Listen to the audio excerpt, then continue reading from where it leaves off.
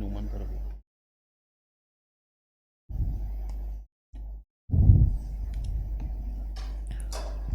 Bismillahirrahmanirrahim. Assalamualaikum warahmatullahi wabarakatuh. Innal hamdalillah wassalatu wassalamu ala Rasulillah wa ala alihi wa sahbihi wa man wala. Asyhadu an la ilaha illallah wahdahu la syarikalah. Asyhadu anna Muhammadan rasuluhu la nabiy. Allahumma la sahla illa ma ja'altahu sahla wa anta in syi'ta taj'alul hazana sahla. Rabbi syrah li sadri wa yassir li amri wahlul 'uqdatan min lisani yafqahu qawli. Allahumma la taj'al musibatana fi dinina wa la taj'alid dunya akbara hammina wa la mablagha ilmina. Allahumma 'allimna ma yanfa'una wanfa'na bima 'allamtana wa zidna ilma wa jannibna ma yadurruna fi dinina wa dunyana ya arhamar rahimin. Asbahna ala fitratil Islam wa ala kalimatil ikhlas wa ala dini nabiyina Muhammadin sallallahu alaihi wasallam wa ala millati abina Ibrahim hanifa muslima wa makana minal musyrikin. Allahumma anta rabbi la ilaha illa anta khalaqtani wa ana abduka wa ana ala ahdika wa wa'dika mastata'tu a'udzu bika min syarri ma sana'tu abu'u laka bi ni'matika alayya wa abu'u bi dhanbi faghfirli fa innahu la yaghfirudz dzunuba illa ant. Ya hayyu ya qayyum bi rahmatika nastaghits aslih lana syu'unana kullaha wa la taqilna ila anfusina tarfata 'ainin. Wa ba'du, ma'asyiral ikhwan wal akhwat, Bapak Ibu, saudara-saudari sholihin sholihat, pemirsa yang dimuliakan Allah Ta'ala. Alhamdulillahirabbil alamin, kita bersyukur kepada Allah Subhanahu wa Ta'ala. Pagi hari ini Allah memudahkan kita untuk dapat bangun kembali, menyambung nafas, membuka mata, melanjutkan kehidupan, memperbanyak bekal kesalihan, ketaatan kita kepada Allah Subhanahu wa Ta'ala. Kita syukuri nikmat ini. Semoga Allah Subhanahu wa Ta'ala menjadikan waktu, amalan, dan semua yang bisa kita usahakan selalu berada di atas jalan ketaatannya. Dan kita berdoa kepada Allah, semoga Allah istiqomahkan kita di atasnya. Salawat dan salam semoga senantiasa tercurah limpahkan untuk Nabiullah Muhammad sallallahu alaihi wasallam, para keluarga, para sahabat, para tabi'in, para tabi'ut tabi'in, dan orang-orang yang berusaha selalu istiqomah di atas jalan kebenaran. Ada sebuah kalimat yang menarik untuk kita bahas dari perkataan seorang ulama mulia, Habib Abdullah bin Alwi Al-Haddad, dalam kitabnya An-Nasaih Ad-Diniyah. Beliau ini merupakan ulama yang sangat disegani dan sangat dikagumi di Yaman, terutama di Hadramaut Tarim. Ilmu beliau sangat dalam dan karya beliau sangat banyak. Ada satu perkataan beliau yang menarik untuk kita bahas pada pagi hari ini, ketika beliau rahimahullahu ta'ala berkata, wa amma amanil maghfirati wa dukhulil jannati min ghairi sa'yin lidzalik bi fi'lil ma'murat wal musara'ati fil khairat ma'a tarkil mahdzurat wa mujanabati sayyi'at fahuwa hamkun ghururun wa muwalatun lisyaitan. Dan adapun berangan-angan mendapatkan ampunan dari Allah dan berangan-angan masuk surga tanpa beramal untuk mendapatkan dua hal tersebut, dengan mengerjakan perintah, bersegera beramal salih, serta meninggalkan larangan dan menjauhi keburukan, fahuwa hamqun wa ghururun. Berangan-angan untuk masuk surga tanpa beramal itu adalah kebodohan dan ketertipuan, kata beliau. Wa muwalatun lisyaitan biqabuli tazwirihi wa talbisihi. Dan itu adalah bentuk atau sikap yang menyenangkan syaitan, ya, dalam keberhasilan syaitan untuk menggelincirkan manusia. Jadi kalau ada orang yang berangan-angan masuk surga kok tanpa beramal, maka itu tidak mungkin terjadi.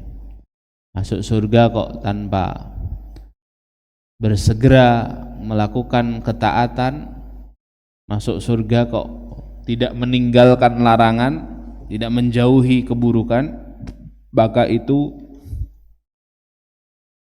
mustahil terjadi.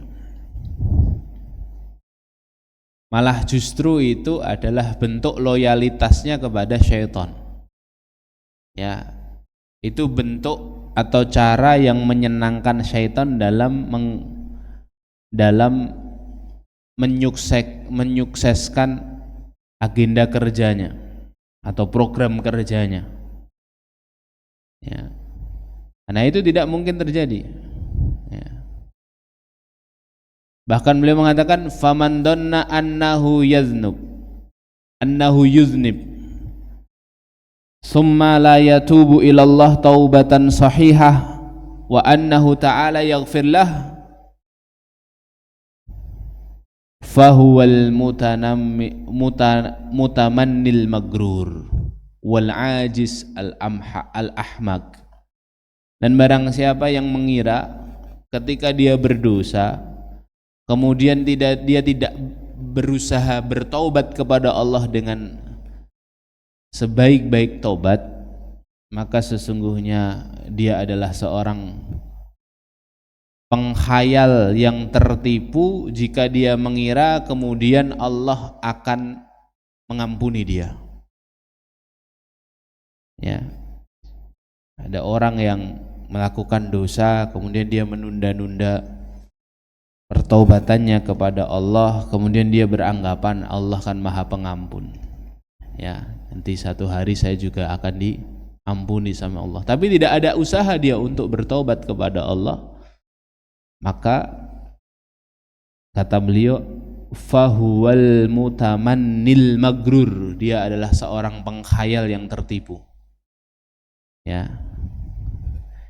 Jadi kalau kita ini ingin masuk surga, ya harus ada pembuktian, usaha. Kalau kita ingin dapat ampunan dari Allah, juga harus ada usaha untuk mendapatkan ampunan dari Allah Subhanahu wa taala. Ya. Karena kalau tidak, berarti sama saja kita mensukseskan tujuan utama iblis dan setan menggelincirkan kita dari surganya Allah dan menggelincirkan kita masuk dalam kemurkaan Allah Subhanahu wa taala. Ya. Kalau kita melihat beberapa perkataan ulama, kita akan dapati bagaimana gencarnya syaitan itu menggelincirkan kita dari jalan ketaatan. Ibnul Qayyim itu sebutkan ada 7 perangkap setan yang berlapis. 7 perangkap ini 7-7-nya adalah perangkap yang berlapis, artinya perangkapnya disesuaikan dengan tingkat keimanan seseorang. Tujuannya sama, menggelincirkan seorang hamba dari jalan Allah yang lurus dan agar dia tanggal keimanannya sehingga dia jatuh dalam kekufuran. Ya, sehingga dia termasuk hamba yang kafir, kalau tidak bisa ya minimal dia fasik. Ya, dia seorang pendosa. 7 ini kata Ibnul Qayyim, yang pertama adalah perangkap syirik namanya. Perangkap syirik ini perangkap yang paling mudah. Artinya ini hanya digunakan setan untuk menggelincirkan orang-orang awam, orang-orang yang tidak dekat dengan ilmu, orang-orang yang masih jahil terhadap ilmu. Jadi setan itu kalau ingin menjadikan hamba Allah berpaling dari Allah, perangkap pertamanya diajak syirik, Pak. Diajak syirik, Bu. Diajak menyekutukan Allah. Ya.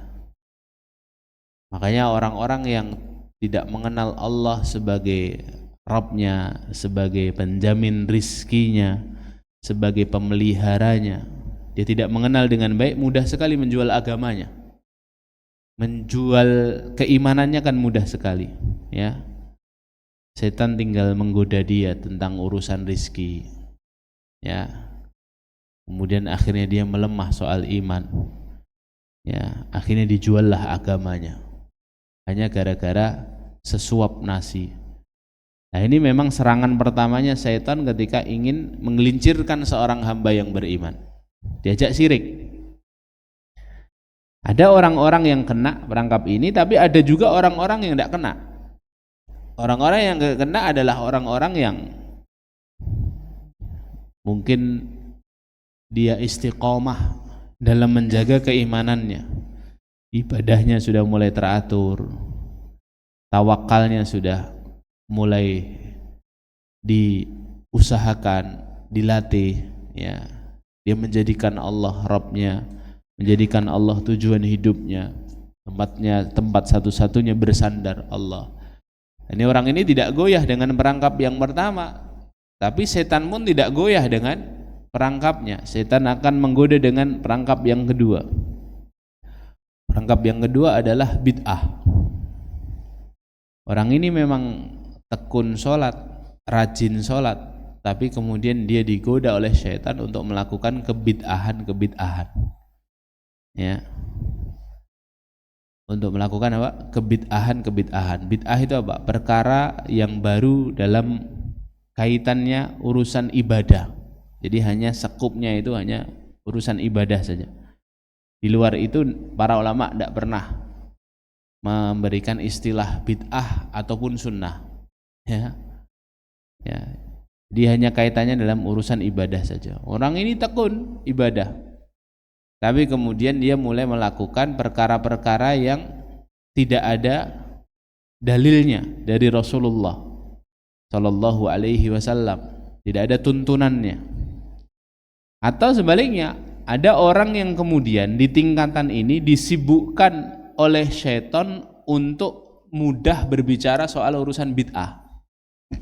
Ini juga perangkap setan, ya. Sedikit-sedikit membid'ahkan, sedikit-sedikit menyalahkan. Ya, beda sedikit dengan dirinya, padahal saudaranya ada dalilnya. Dia salahkan, dia bid'ahkan, dia neraka-nerakakan. Ini juga perangkap setan nih. Ini kalau orang terkena fitnah ini fitnahnya masih fitnah yang bawah nih hadirin. Istilahnya kalau setan itu ya setannya masih setan magang lah. Ya. Dia belum terlalu yang setan ekspor, belum terlalu yang sarjana lah. Ya. Karena tingkatannya masih di atas apa? Syirik. Perangkap yang nomor 2 baruan. Jadi fitnah bid'ah itu baik pelaku bid'ah maupun orang yang gampang membid'ahkan, ya. Gampang membid'ahkan. Kemudian yang ketiga, kalau ini juga tidak mempan karena mungkin dia adalah selain orang yang tekun beribadah, dia juga orang yang selalu dekat dengan ilmu, sehingga dia bisa bijak dalam melihat dan mempelajari satu tuntunan ibadah, sehingga dia gagal digelincirkan setan dalam urusan bid'ah. Maka setan tidak menyerah, setan akan menyerang dia pada perangkap yang ketiga. Perangkap yang ketiga adalah al-kabair, dosa-dosa besar.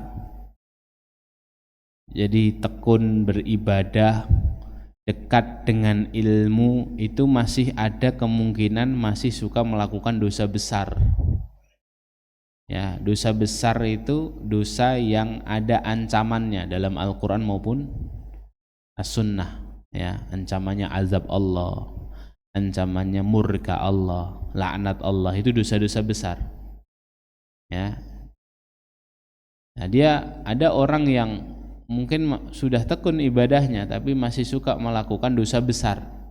Nah, itu perangkap setan.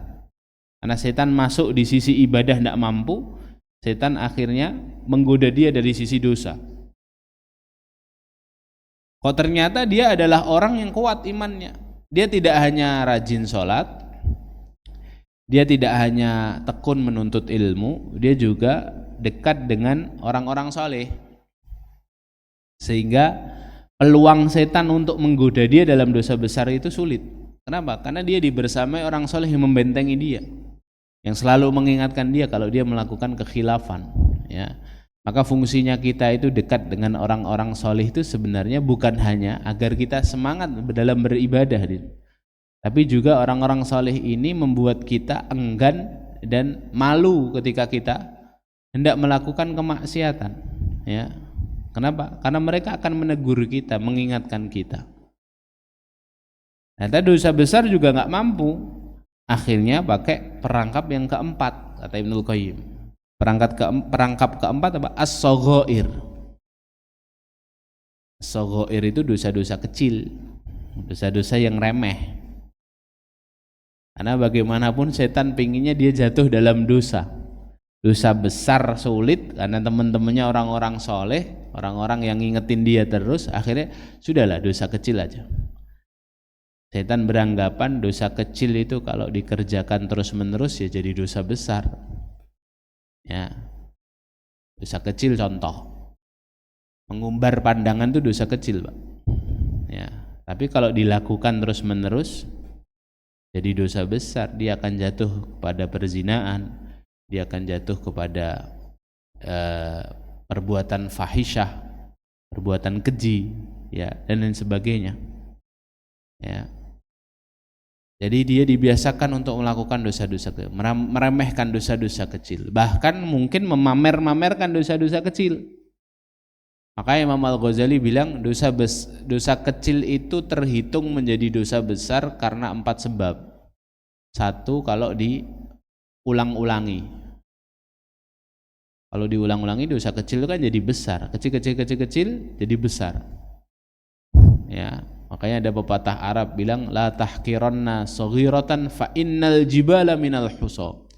Jangan kamu remehkan yang kecil-kecil karena sesungguhnya gunung itu terdiri dari kerikil-kerikil kecil. Gunung itu dari kerikil-kerikil kecil jadi besar. Jadi jangan diulang-ulang. Ya, diulang-ulang nanti gede nilainya. Ya, dihitung sebagai dosa besar di mata Allah. Yang kedua, jangan diremeh-remehkan. Ya, karena kalau dosa kecil diremehkan itu berarti besar. Ya, maka kita harus bersikap warok terhadap setiap dosa yang ada di sekitar kita. Karena satu dosa itu bisa jadi dia menghasilkan dosa berikutnya. Ya, menghasilkan dosa berikutnya. Kita melihat orang lain melakukan dosa, kita biarkan, kita dapat dosa. Setelah kita biarkan, kemudian dia lanjutkan dosanya. Yang pertama, yang kecil saja kita enggan mengingatkannya, apalagi kemudian dia melakukan dosa berikutnya, kita lebih enggan lagi. Terus demikian terus dosa itu. Ya. Kita berdusta kepada orang karena dusta yang pertama. Untuk menutupi dusta yang pertama, kita berdusta dengan dusta yang kedua, ketiga, keempat, terus begitu. Kenapa? Karena diremehkan. Dosa itu kalau diremehkan, kalau dia kecil jadi besar. Kemudian kata Imam Al-Ghazali, yang ketiga adalah dosa yang dipamer-pamerkan. Pamer dosa, walaupun itu kecil, itu dinilai besar oleh Allah karena menginspirasi orang-orang yang lain. Kalau dipamer-pamerkan itu. Dan orang yang bangga memamerkan dosa adalah orang-orang yang tidak diampuni dari umatnya Rasulullah. Kata Rasul dalam sebuah hadis, kullu ummati mu'afina ilal mujahirin. Setiap umatku itu diampuni kecuali orang-orang yang suka pamer dosa. dosa distatusin, dosa di storyin, dosa dipamerin di media sosial, ya, buka aurat dipamerin di media sosial, ya, praktek kemaksiatan dipamerin, ya, atau malah dipasarkan di media sosial. Yang kayak gini ini hitungannya walaupun mungkin dosanya jenisnya adalah dosa kecil, dosa yang hanya ada larangannya dari Rasulullah, peringatannya yang kecil sebenarnya, tapi hitungannya jadi besar. Kemudian yang keempat, kata Imam Al-Ghazali, adalah dosa yang dilakukan oleh seorang ahlul ilmi. Jadi seorang ahlul ilmi itu sebisa mungkin dia menjaga kesucian dirinya dari dosa, ya. Maka kita yang sudah mulai belajar ilmu ini jangan sampai kita tergelincir dalam dosa. Kenapa? Karena nanti orang yang lebih awam dari kita akan melihat dan mencontoh kita. Itu orang yang dekat sama ilmu saja, dia melakukan hal yang demikian berarti boleh. Wong dia itu dekat sama ilmu, wong dia itu dekat dengan majelis ilmu. Akhirnya itu dijadikan parameter oleh orang awam untuk menghalalkan semua perbuatan dosa. Dan dosa jariahnya jadi ngalir ke kita, hadir. Ya, ngalir ke kita karena dia terinspirasi gara-gara kita. Waliyadzubillah. Maka daripada kita sibuk menjadi inspirator orang melakukan dosa, mending kita sibuk menjadi inspirator orang melakukan kebaikan. Jadi pelopor kebaikan. Jadi orang yang pertama kali mencontohi kebaikan. Kan begitu. Sehingga kemudian nilainya bukan dosa jariah, tapi apa? Amal jariah, pahala jariah, itu hadirin. Ya. Dosa kecil. Nah, setan memperanggap dengan dosa kecil, kok ternyata dosa kecil ini juga dia jarang melakukan. Ya, sekali dua kali terus dia bertobat segera.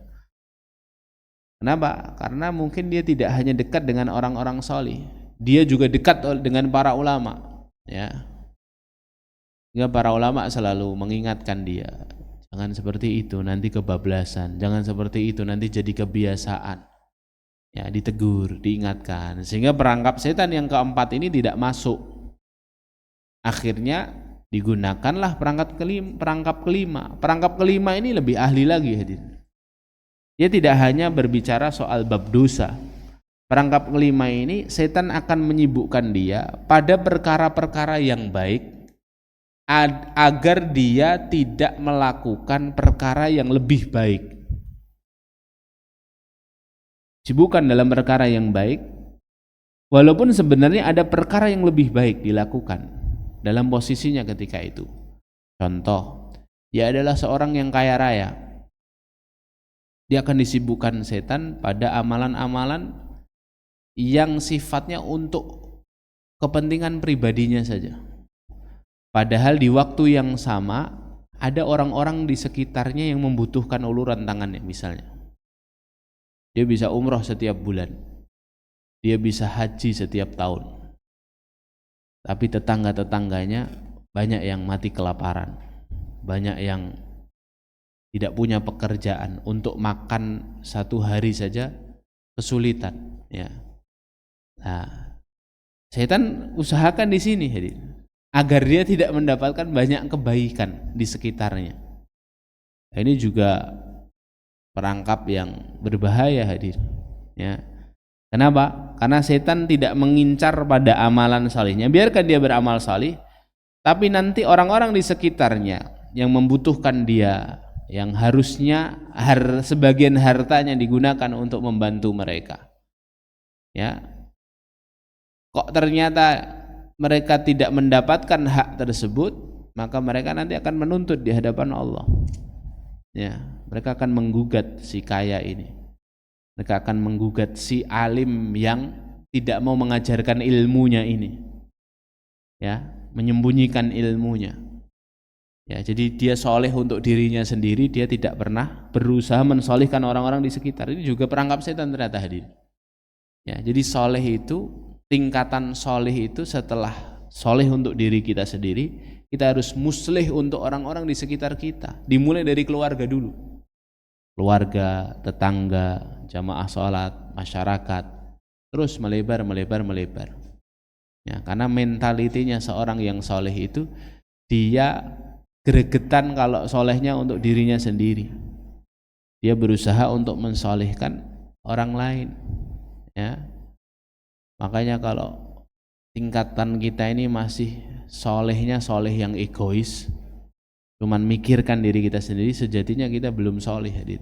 Karena soleh itu menumbuhkan satu rasa agar orang lain di sekitar kita juga soleh sama kita. Semangatnya orang soleh itu memasukkan orang lain bersama dirinya ke dalam surganya Allah Subhanahu wa ta'ala, bukan malah mengeluarkan orang dari surga.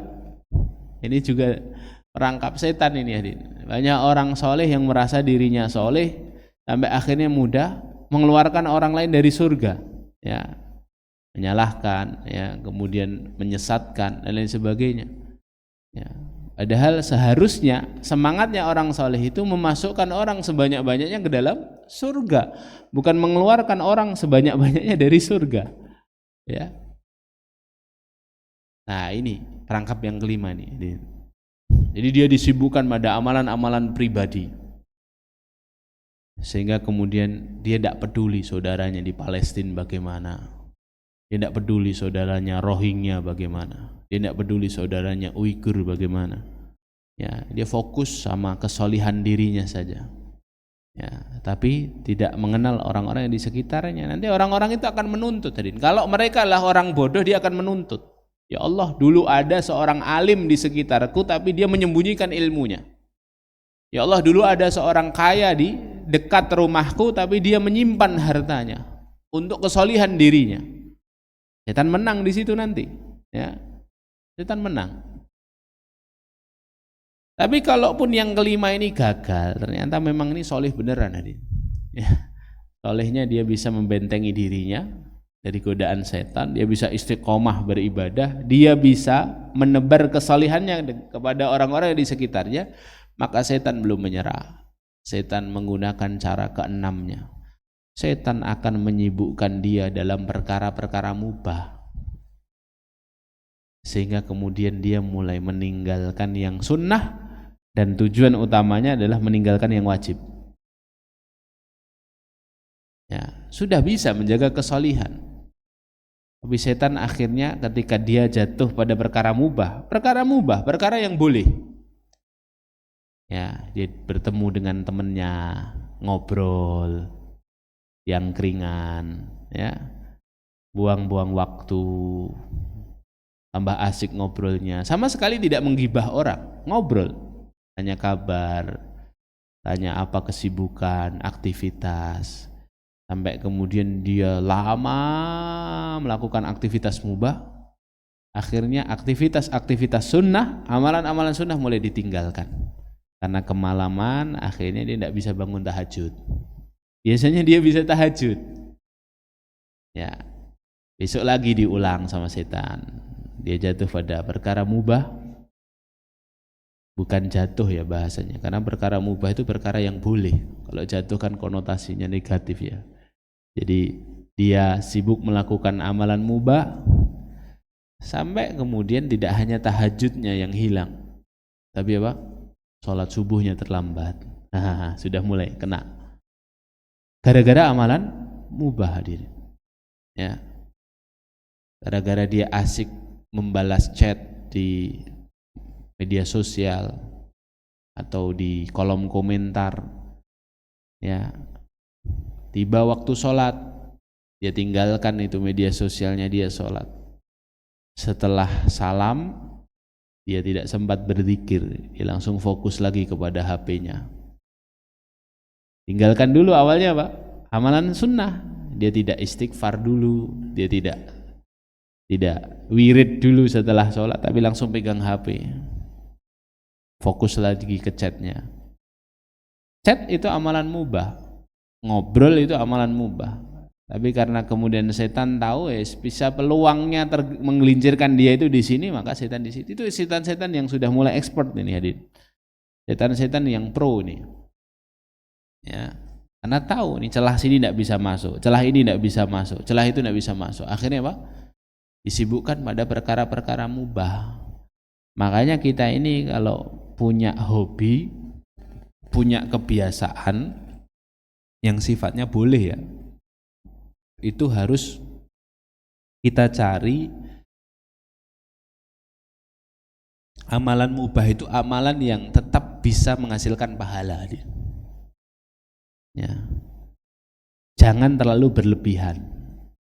Makanya Rasulullah SAW itu mencontohkan, beliau merawat penampilan beliau SAW itu tidak keseringan dan tidak buang-buang waktu.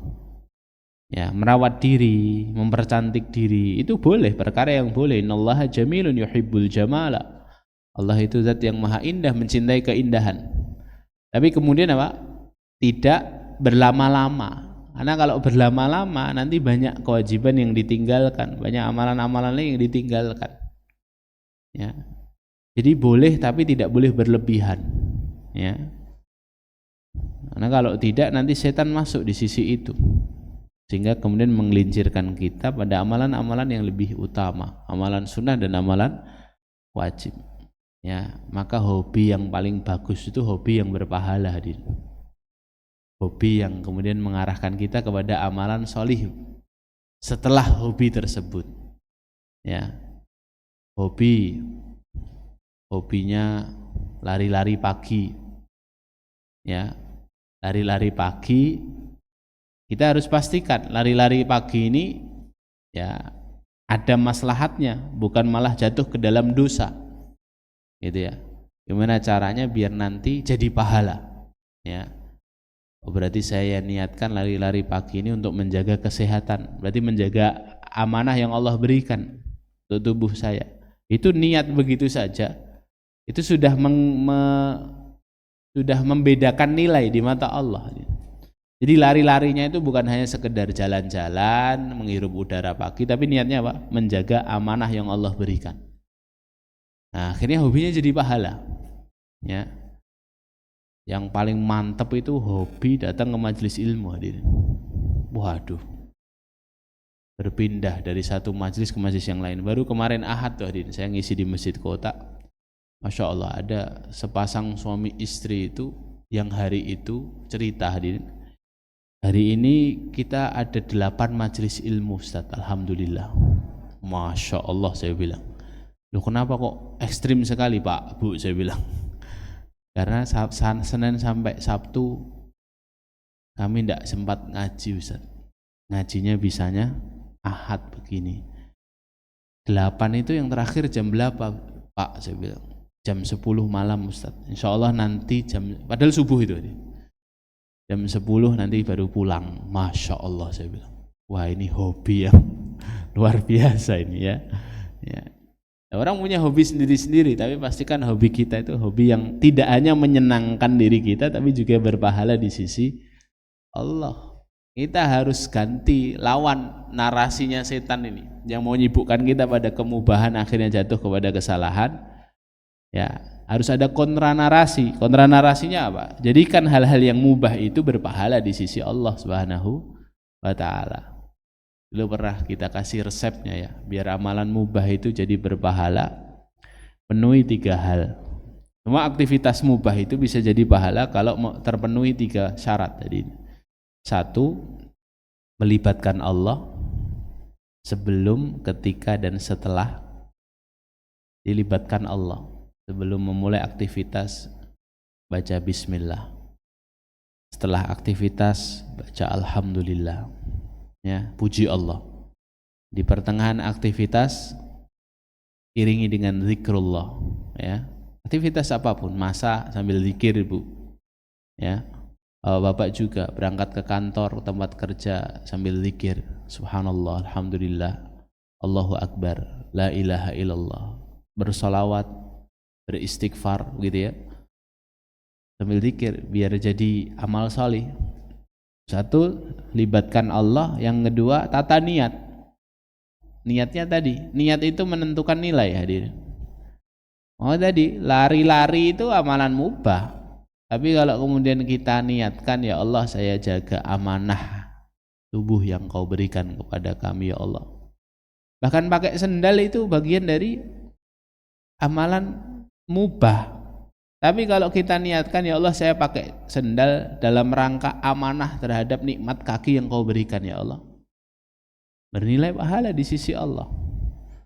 Makanya sampai ada ulama namanya Syekh bin Baz rahimahullahu ta'ala, beliau ketika ditanya oleh muridnya, wahai Syekh, apa hukumnya ketika seorang keluar dari masjid, sendalnya yang satu sisi ada di dekat teras masjid, yang satu sisi terlempar jauh dari teras masjid, boleh tidak dia memakai satu sendal kemudian dia berjalan, ya, yang satu kakinya tidak dia pakai sendal sampai kemudian dia mendekati sendal satunya yang terlempar jauh, boleh tidak seperti itu? Pembahasan ini dalam konteks pembahasan dilarangnya seseorang mengenakan satu sendal saja, Pak. Kata Rasulullah, setan itu sendalannya cuma satu sisi saja. Ya, jadi itu larangan. Ya, tidak boleh selewah. Kalau pakai sepatu sendal itu ya harus dua, tidak boleh satu. Ya. Yang kedua, kenapa itu dilarang? Karena berarti kita tidak menjaga amanah kaki yang Allah berikan kepada kita. Kita tidak adil kepada kaki kita, yang satu dipasangi sendal, yang satu nggak pakai sendal. Kata Syekh bin Baz rahimahullah, Pak, ya, kalau kamu bisa tetap mengerjakan sunnah maka kerjakanlah walaupun satu langkah kaki. Maksudnya apa? Kalau kamu bisa ambil dulu yang kedua untuk kamu sejajarkan dengan yang pertama, baru kamu pakai, itu lebih baik daripada kamu pakai satu kemudian yang satunya dingklang. Ya, walaupun hanya 2 atau 3 langkah, tapi ini sunnah. Kalau dikerjakan maka itu lebih afdal. Dalam rangka apa? Menjaga amanah, adil terhadap amanah yang Allah berikan kepada kita, yaitu satu pasang kaki. Ya, maka hadirin dimuliakan Allah, itu yang keenam. Kalaupun yang keenam ini gagal juga, gagal hadirin, yang keenam. Ya, tadi syaratnya baru 2 ya. Yang ketiga, perhatikan adab. Ya, kalau mau aktivitas mubah kita jadi pahala, 3, perhatikan adab sebelum, ketika, dan setelah aktivitas. Ya, kalau kita perhatikan adabnya, adab jalan kaki, adab keluar rumah, adab melihat, adab ngobrol, adab bercengkrama, adab bermajlis, semuanya jadi pahala insya Allah. Dan kalau ini gagal hadirin, wah ternyata ini memang orang yang betul-betul berusaha istiqomah nih, jaga keimanan, setan akan menggunakan cara terakhir. Apa cara terakhir? Kata Ibnul Qayyim, cara terakhir itu adalah setan akan berusaha menyerang fisik orang tersebut. Ini gempuran terakhir nih. Kalau godaan-godaan sudah tidak mempan, yang akan diserang adalah fisiknya atau psikisnya. Diserang nih hadirin. Jadi serangannya sudah mulai serangan fisik nih, ya. Sudah mulai difitnah, sudah mulai diprovokasi, sudah mulai diancam. Semuanya tipu daya setan tuh ini. Sudah mulai dikriminalisasi, dipenjara. Ya. Kayak dalam sejarah hidup manusia itu, penjara itu tidak hanya untuk orang-orang kriminalis. Penjara itu seringkali dilakukan, diperuntukkan untuk bahkan orang-orang mulia dan orang-orang salih, karena orang-orang jahat tidak berhasil membungkam orang-orang salih. Dalam sejarah hidup manusia, sejak zaman para nabi, Nabi Yusuf itu kan dipenjara bukan karena beliau kriminalis, ya, karena beliau adalah orang yang sangat salih. Kesalihannya itu membuat akhirnya merugikan orang-orang dolim, ya, dari dulu, ya, dari dulu selalu seperti itu. Buya Hamka itu di penjara kan, ya, di penjara, dituduh menggulingkan pemerintah yang sah, ya. Kenapa? Karena idealismenya dalam perjuangan menjadikan beliau akhirnya harus dibungkam, penjara 2 tahun, ya. Disitulah kemudian akhirnya lahir tafsir Al-Azhar.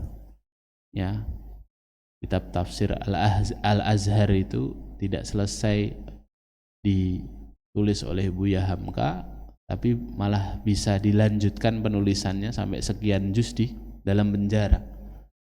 Ya. Masa kriminalis bisa tulis kitab tafsir ini? Ya. Ya, ini menunjukkan kepada kita bahwa ulama itu atau orang-orang salih itu kalau sudah tidak mempan diganggu dan digoda oleh setan, setan akan menggunakan cara kasar. Ya, dan itu cara yang ketujuh. Kalaupun ternyata dia tetap sabar, setan ternyata belum kehabisan akal. Kalau sudah sulit digoda, sulit betul, maka setan itu akan menggoda manusia dengan cara menyibukkan mereka dalam beberapa hal. Ya. Ulama sebutkan ada kesibukan-kesibukan manusia itu yang sebenarnya itu adalah perangkap setan. Ya, orang kalau sudah taat ibadah, sudah bagus imannya gitu ya, setan belum menyerah, ya, belum menyerah. Ternyata masih ada godaan-godaan lain berlapis. Ya, yang pertama, kalau setan itu sulit menggoda manusia dari ibadah, setan akan sibukkan dalam beberapa hal. Yang pertama, setan akan sibukkan dia dalam urusan harta. Ya. Dalam urusan harta. Harta ini konteksnya dua ya. Baik dia adalah si kaya maupun dia si miskin. Kalau si kaya ya dia akhirnya berlebihan terhadap hartanya. Dia melampaui batas dalam urusan harta. Dia fokus sama satu hal, kemudian dia sibuk akhirnya di situ. Akhirnya pelan-pelan luntur. Ya. Kayaknya jadi orang kaya itu juga harus jadi orang kaya yang solih, biar hartanya itu tidak menyibukkan dia dalam urusan-urusan duniawi, tapi juga lebih menyibukkan dia dalam urusan-urusan ukhrawi. Nah, urusan harta ini bukan hanya urusan orang kaya, orang miskin juga taat, tapi kemudian setan akan mencoba dia menyibukkan dengan kefakirannya. Ya, makanya para ulama itu mengatakan kefakiran itu dekat dengan kekafiran. Gara-gara fakir kemudian dia akhirnya kan tidak sempat beribadah, dia akhirnya menggugurkan kewajiban dan lain sebagainya. Harta. Atau dengan cara yang lain. Kalau ini bukan tingkatan ya, ini cara-cara setan menyibukkan kita. Yang kedua, dia akan sibuk memikirkan kenikmatan orang lain. Ya, disibukkan untuk memikirkan apa? Kenikmatan orang lain, mengkritisi orang lain, ngomenin orang lain, ngurus hidup orang lain. Sehingga orang itu kalau sudah sibuk ngurus hidup orang lain, akhirnya Pak, dia jarang ngurus hidupnya sendiri. Dia jarang muhasabah, dia jarang mengevaluasi diri karena dia sibuk mengevaluasi orang lain. Yang orang lain itu pun tidak peduli sama evaluasi dia dan tidak membayar dia untuk mengevaluasi dirinya. Jadi itu pekerjaan personal tapi dikerjakan oleh orang lain, oleh kita maksudnya. Ya, sibukkan di situ, akhirnya melemah dia, melemah, akhirnya terurai keistiqomahannya untuk beribadah kepada Allah. Dan yang ketiga, dia disibukkan untuk melihat kekurangan pasangannya. Waliyadzubillah. Ya hadirin, kalau orang itu sudah melihat terus yang dilihat di diri pasangannya kekurangannya terus, ini hati-hati, ini perangkap setan ini. Ya, karena orang itu kalau sudah menikah, kemudian dia diusahakan setan untuk bertengkar dengan pasangannya, tujuan setan itu hanya satu, mencerai-beraikan dua insan ini. Kalau sudah bercerai-berai, nanti banyak hal yang lainnya yang sulit untuk diusahakan. Makanya saya sering katakan, kalau ada ketidakcocokan yang muncul di antara suami istri, solusi satu-satunya itu bukan cerai. Masih banyak solusi yang bisa diusahakan. Ya, cerai itu paling terakhir. Karena itu keberhasilan setan untuk membuat orang itu tanggal dari kebaikan-kebaikan. Dan itu amalan yang paling diapresiasi iblis tuh. Iya kan? Hadisnya kan jelas itu kan. Ya, Rasulullah bercerita, ada setan yang lapor ke iblis. Wahai Tuhan, saya berhasil membuat orang agar dia menipu saudaranya. Kata iblis, bagus. Ya. Setan yang lain bilang, wahai Tuhan, saya telah berhasil menggoda orang agar membunuh saudaranya. Terbunuh tuh. Kata iblis, bagus pekerjaanmu. Yang lainnya berkata, wahai Tuhan, saya telah berhasil mengajak orang berzina. Bagus. Tapi kemudian ada satu setan bilang, wahai Tuhan, saya telah berhasil menceraikan antara suami dan istri. Tidak hanya bagus, hadir. Ya, mumtaz kata setan. Ya, excellent. Ya, langsung ditarik sama iblis, didudukkan di samping singgasananya. Jadi setan top player, ya, man of the match, ya. Jadi setan paling top, hadirin. Ranking satunya setan. Nah, ini juga hati-hati, hadirin, perangkap setan, hadirin. Ya, makanya saya sering katakan, kalau kita melihat kekurangan pasangan kita, ingatlah semua kebaikannya yang dengan itu kita menikah dengannya. Ingat-ingat ini ya. Karena 6 bulan kita menikah, kita sudah bisa melihat semua keburukan pasangan kita. Tapi bukan karena keburukannya kita menikahi dia, karena kebaikannya kita menikah dengannya, hidup dengannya. Dan itu keputusan hidup yang besar, hadirin. Ya, mungkin kemudian diputuskan dengan hal-hal yang remeh. Ya. Maka ini juga termasuk godaan syaitan, ya. Sibuk melihat kekurangan pasangan, melihat rumput hijau, rumput tetangga lebih hijau. Ya. Rumput tetangga itu lebih hijau karena kita melihatnya dari luar pagar. Kalau sudah di dalam pagar ya embuh. Ya, bisa jadi banyak ularnya, bisa jadi banyak serangganya, banyak hamanya. Kan kita nggak tahu, hadirin. Ya. Nah, itu cara setan memang untuk mencerai-beraikan dua insan yang ditakdirkan Allah berjodoh ini. Ya. Kalau ini pun tidak digunakan, setan akan menyibukkan pada perkara yang keempat. Apa?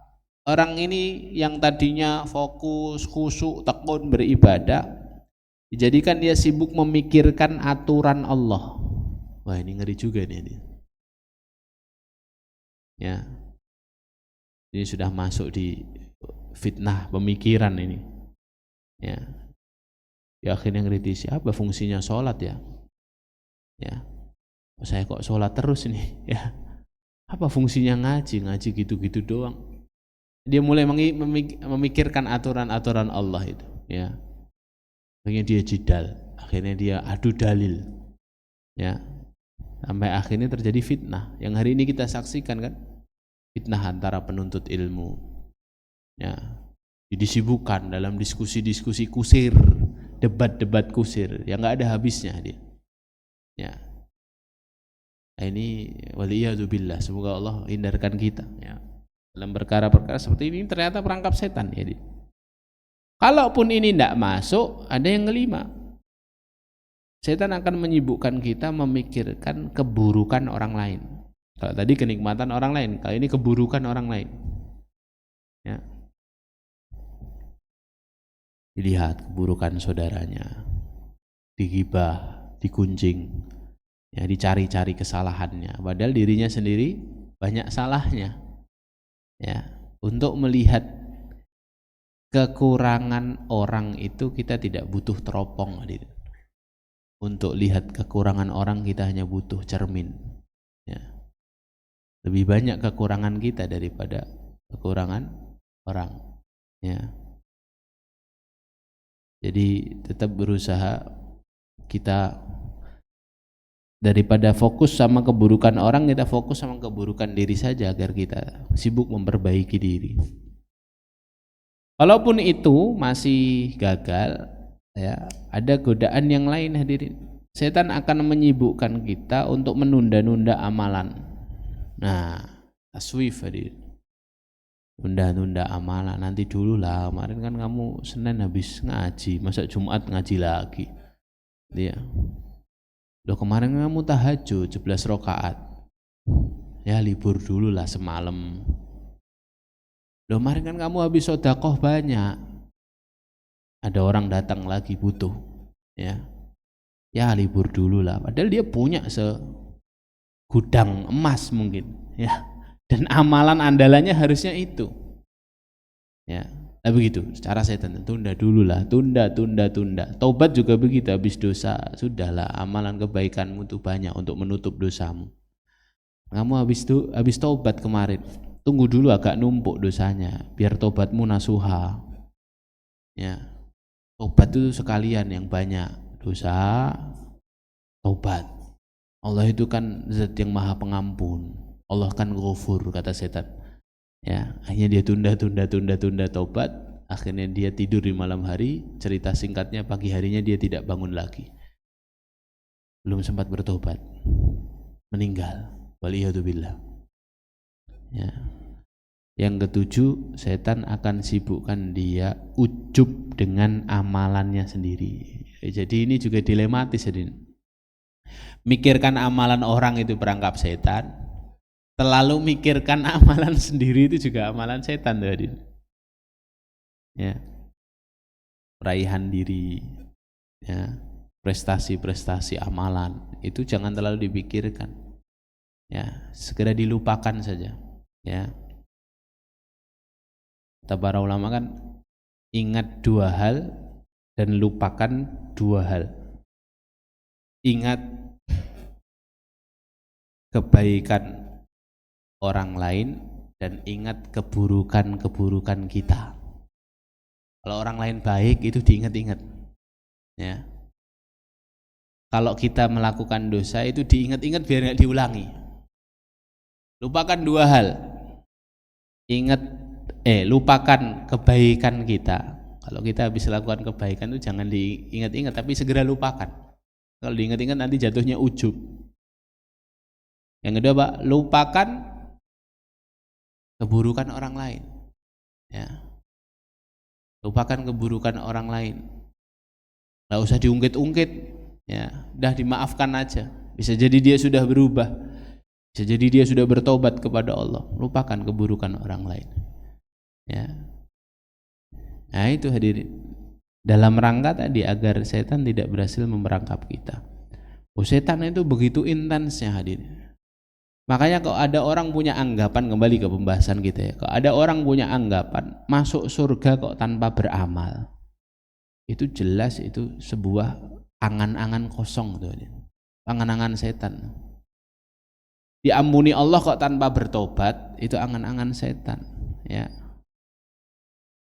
jelas kok di dalam Al-Quran tuh mana para ahli jannah, ahli khair dan mana ahli syarr itu jelas. Apa yang kita tanam itu yang kita panen. Apa yang kita usahakan hari ini itu yang akan kita dapatkan di musim panennya nanti di akhirat. Ya. Berapa banyak kisah-kisah orang baik di dalam Al-Quran yang kemudian Allah janjikan surga. Dan berapa banyak kisah-kisah orang dolim, orang tirani, orang jahat di dalam Al-Quran dan Allah janjikan azab. Gitu kan? Makanya para ulama itu bilang seluruh isi Al-Quran itu sebenarnya adalah tafsiran surat Al-Fatihah. Di surat Al-Fatihah kan ada ayat ihdinas siratal mustaqim. Ya Allah tunjuki aku selalu berada di atas jalan yang lurus. Jalan yang lurus itu apa? Siratal ladzina an'amta alaihim. Jalan orang-orang yang kau beri nikmat. Ghairil maghdubi alaihim waladdallin, bukan jalan orang-orang yang kau murkai dan orang-orang yang tersesat. Al-Quran isinya ya 2 orang itu, 2 jenis orang itu kan, orang-orang yang diberi nikmat. Banyak kan kisah-kisah orang yang diberi nikmat dalam Al-Quran. Ada kisah para nabi, para rasul, ada kisah-kisah orang yang bersabar dalam ujian, Ashabul Ukhdud di surah Al-Buruj itu ya.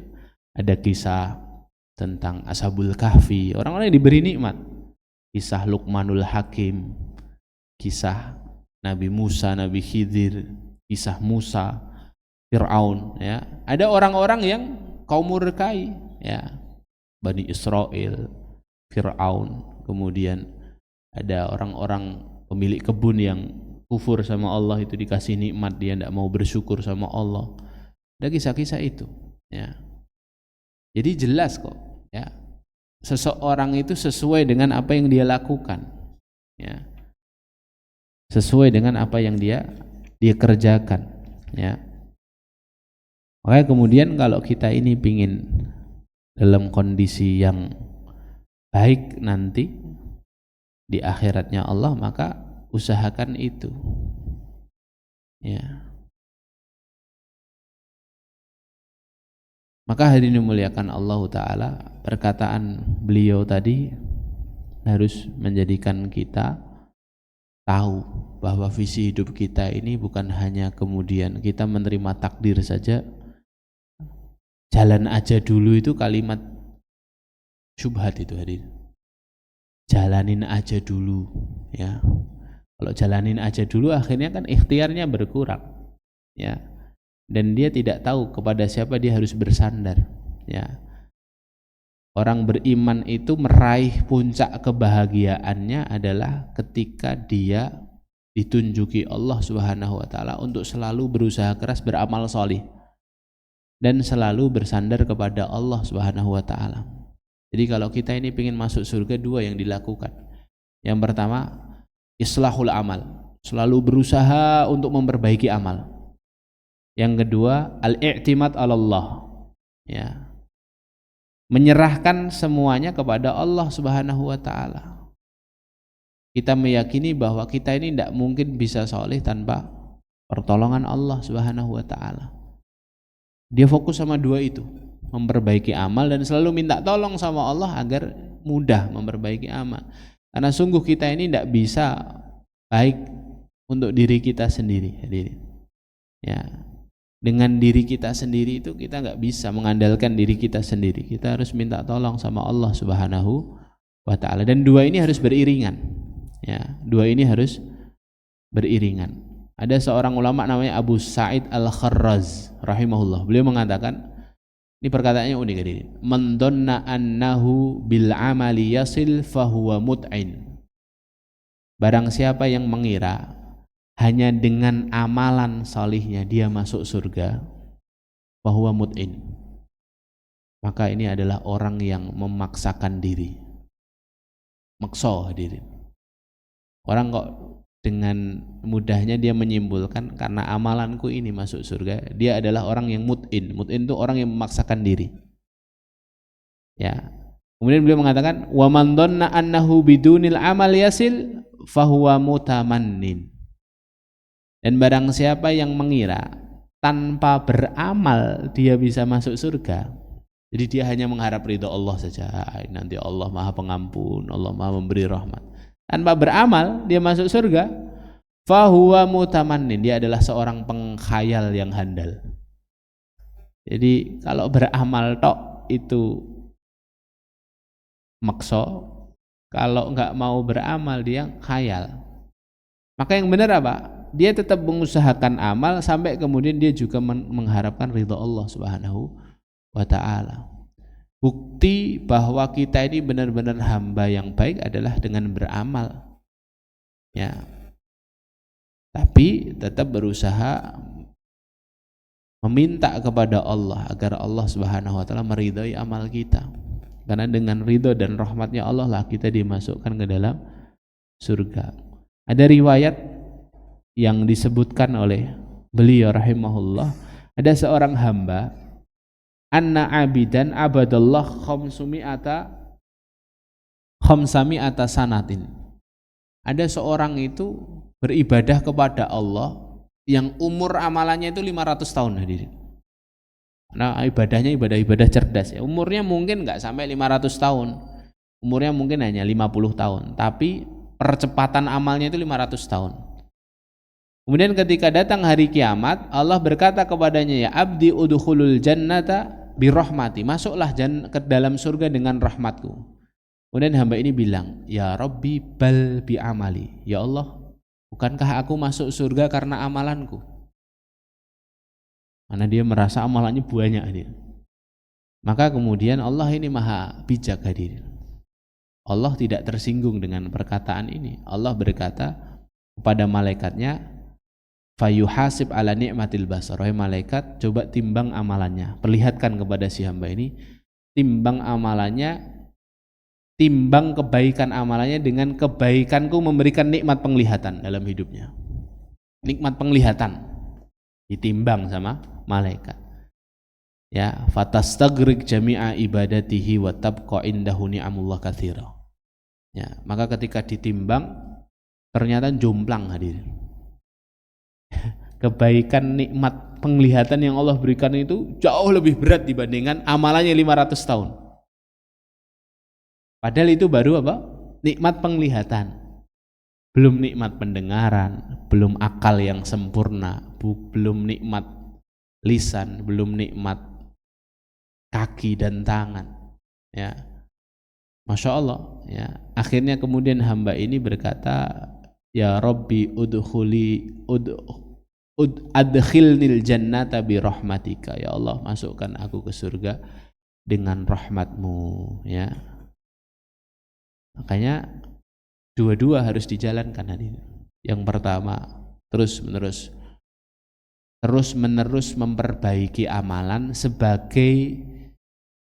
sebagai bukti bahwa kita mengharapkan rahmat Allah. Dan jangan lupa ya memohon terus pertolongan kepada Allah Subhanahu wa taala. Ya, dengan itulah seorang bisa masuk surga. Jadi mimpi ada orang yang ingin masuk surga tanpa beramal. Mimpi juga orang yang ingin masuk surga kok tidak pernah minta tolong kepada Allah Subhanahu wa taala. Gitu ya. Maka kata Rasul apa? Fa idza sa'altumullah fas'alul firdaus. Kalau kamu minta sama Allah jangan nanggung-nanggung. Minta langsung masuk surga, jangan nanggung-nanggung juga surganya. Minta surga firdaus. Ya, karena sekali lagi kita masuk surga karena rahmatnya Allah Subhanahu wa taala, dan rahmat itu tidak mungkin diberikan kalau kita tidak mau beramal. Ya, jadi kita harus merayu Allah dengan amalan kita agar Allah merahmati kita. Barakallahu fikum. Mari kita tutup dengan bacaan hamdalah dan kafaratul majlis. Alhamdulillahirabbil alamin. Subhanakallahumma bihamdika asyhadu an la ilaha illa anta astaghfiruka wa atubu ilaik. Assalamualaikum warahmatullahi wabarakatuh.